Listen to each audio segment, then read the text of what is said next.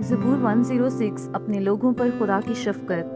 خداوند کی حمد کرو، خداوند کا شکر کرو کیونکہ وہ بھلا ہے اور اس کی شفقت ابدی ہے۔ کون خداوند کی قدرت کے کاموں کو بیان کر سکتا ہے یا اس کی پوری ستائش سنا سکتا ہے؟ مبارک ہیں وہ جو عدل کرتے ہیں اور وہ جو ہر وقت صداقت کے کام کرتا ہے۔ اے خداوند، اس کرم سے جو تو اپنے لوگوں پر کرتا ہے مجھے یاد کر، اپنی نجات مجھے عنایت فرما، تاکہ میں تیرے برگزیدوں کی اقبال مندی دیکھوں اور تیری قوم کی شادمانی میں شاد رہوں اور تیری میراث کے لوگوں کے ساتھ فخر کروں۔ ہم نے اور ہمارے باپ دادا نے گناہ کیا، ہم نے بدکاری کی، ہم نے شرارت کے کام کیے۔ ہمارے باپ دادا مصر میں تیرے عجائب نہ سمجھے، انہوں نے تیری شفقت کی کثرت کو یاد نہ کیا، بلکہ سمندر پر یعنی بحر کلزم پر باغی ہوئے، تو بھی اس نے ان کو اپنے نام کی خاطر بچایا تاکہ اپنی قدرت ظاہر کرے۔ اس نے بحر کلزم کو ڈانٹا اور وہ سوکھ گیا، وہ ان کو گہراؤں میں سے ایسے نکال لے گیا جیسے بیابان میں سے، اور اس نے ان کو عداوت رکھنے والے کے ہاتھ سے بچایا اور دشمن کے ہاتھ سے چھڑایا۔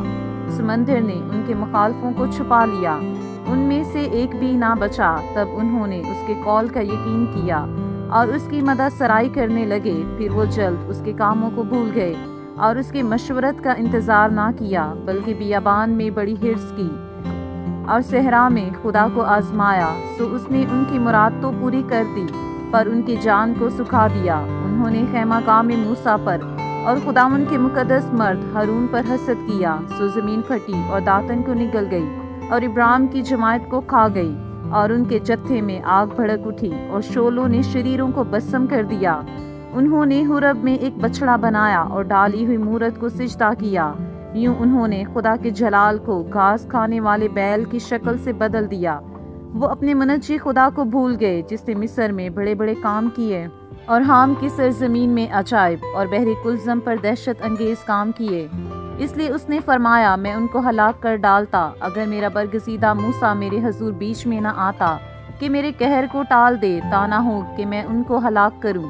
اور انہوں نے اس سہانے ملک کو حقیر جانا اور اس کے قول کا یقین نہ کیا، بلکہ وہ اپنے ڈیروں میں بڑبڑائے اور خداوند کی بات نہ مانی۔ تب اس نے ان کے خلاف قسم کھائی کہ میں ان کو بیابان میں پست کروں گا اور ان کی نسل کو قوموں کے درمیان کرا دوں گا اور ان کو ملک ملک میں تتر بتر کروں گا۔ وہ بال فغور کو پوجنے لگے اور بتوں کی قربانیاں کھانے لگے۔ یوں انہوں نے اپنے اعمال سے اس کو خشمناک کیا اور وبا ان میں پھوٹ نکلی۔ تب فنہاس اٹھا اور بیچ میں آیا اور وبا رک گئی، اور یہ کام اس کے حق میں پشت در پشت ہمیشہ کے لیے راست بازی گنا گیا۔ انہوں نے اس کو مریبا کے چشمہ پر بھی خشمناک کیا اور ان کی خاطر موسیٰ کو نقصان پہنچا، اس لیے کہ انہوں نے اس کی روح سے سرکشی کی اور موسیٰ بے سوچے بول اٹھا۔ انہوں نے ان قوموں کو ہلاک نہ کیا جیسا خداوند نے ان کو حکم دیا تھا، بلکہ ان قوموں کے ساتھ مل گئے اور ان کے سے کام سیکھ گئے اور ان کے بتوں کی پرستش کرنے لگے جو ان کے لیے پھندا بن گئے۔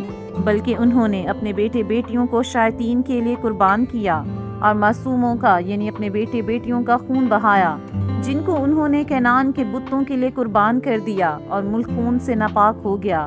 یوں وہ اپنے ہی کاموں سے آلودہ ہو گئے اور اپنے فعلوں سے بے وفا بنے۔ اس لیے خداوند کا قہر اپنے لوگوں پر بھڑکا اور اسے اپنی میراث سے نفرت ہو گئی، اور اس نے ان کو قوموں کے قبضہ میں کر دیا، اور ان سے عداوت رکھنے والے ان پر حکمران ہو گئے۔ ان کے دشمنوں نے ان پر ظلم کیا اور وہ ان کے محکوم ہو گئے۔ اس نے تو بارہا ان کو چھڑایا، لیکن ان کا مشورہ باغیانہ ہی رہا، اور وہ اپنی بدکاری کے باعث پست ہو گئے۔ تو بھی جب اس نے ان کی فریاد سنی تو ان کے دکھ پر نظر کی، اور اس نے ان کے حق میں اپنے عہد کو یاد کیا اور اپنی شفقت کی کثرت کے مطابق ترس کھایا۔ اس نے ان کو اسیر کرنے والوں کے دل میں ان کے لیے رحم ڈالا۔ اے خداوند ہمارے خدا، ہم کو بچا لے اور ہم کو قوموں میں سے اکٹھا کر لے، تاکہ ہم تیرے قدوس نام کا شکر کریں اور للکارتے ہوئے تیری ستائش کریں۔ خداوند اسرائیل کا خدا ازل سے ابد تک مبارک ہو، اور ساری قوم کہے آمین۔ خداوند کی حمد کرو، آمین۔